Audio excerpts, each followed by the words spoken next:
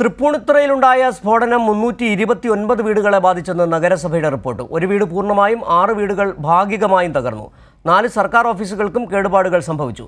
നഗരസഭ ജില്ലാ കളക്ടർക്ക് റിപ്പോർട്ട് കൈമാറി. വിവരങ്ങളുമായി ഗായത്രി ചേരുന്നുണ്ട് കൊച്ചിയിൽ നിന്ന്. ഗായത്രി, വളരെ വലിയ ഒരു പൊട്ടിത്തെറിയാണ് അവിടെ നടന്നതെന്നാണ് നഗരസഭയുടെ റിപ്പോർട്ടിൽ നിന്ന് മനസ്സിലാക്കാൻ കഴിയുന്നത്. 329 കെട്ടിടങ്ങൾക്ക് വലിയ തോതിലുള്ള നാശനഷ്ടം ഉണ്ടായി എന്നുള്ള വിവരങ്ങൾ വളരെ ഞെട്ടിക്കുന്നതാണ്. അതിലേറ്റവും കൂടുതൽ 4 വീടുകൾക്കാണ് വലിയ തരത്തിലുള്ള നാശനഷ്ടങ്ങൾ ഉണ്ടായതെന്നും നഗരസഭയുടെ റിപ്പോർട്ടിൽ പറയുന്നുണ്ട്. എന്തൊക്കെയാണ് നഗരസഭ നൽകിയ റിപ്പോർട്ടിലുള്ള മറ്റു കാര്യങ്ങൾ?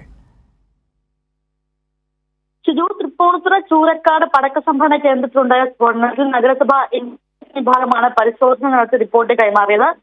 സ്ഫോടനം ഏകദേശം 1.5 കിലോമീറ്റർ പരിധിയിൽ പ്രകമ്പനം സൃഷ്ടിച്ചു. 329 വീടുകളെ ആകെ സ്ഫോടനം ബാധിച്ചു.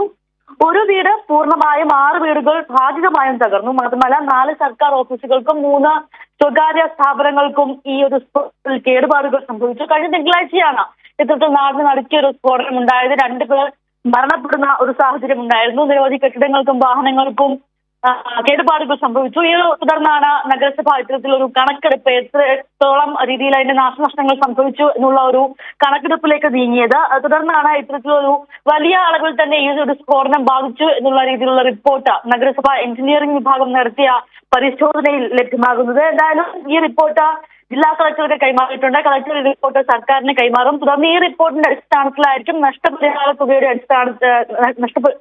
തുകയുടെ കാര്യത്തിൽ ഒരു സർക്കാർ തീരുമാനമെടുക്കുക.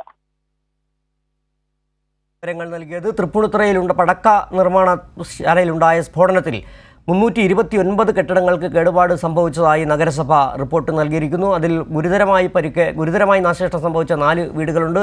നിരവധി സർക്കാർ ഓഫീസുകൾക്കും ഏകദേശം 1.5 കിലോമീറ്റർ ചുറ്റളവിലുള്ള കെട്ടിടങ്ങൾക്കാണ് കേടുപാടുകൾ സംഭവിച്ചതെന്നാണ് നഗരസഭയുടെ റിപ്പോർട്ട്. നഗരസഭ റിപ്പോർട്ട് ജില്ലാ കളക്ടർക്ക് കൈമാറി. വിവരങ്ങളാണ് ഗായത്രി നൽകിയത്.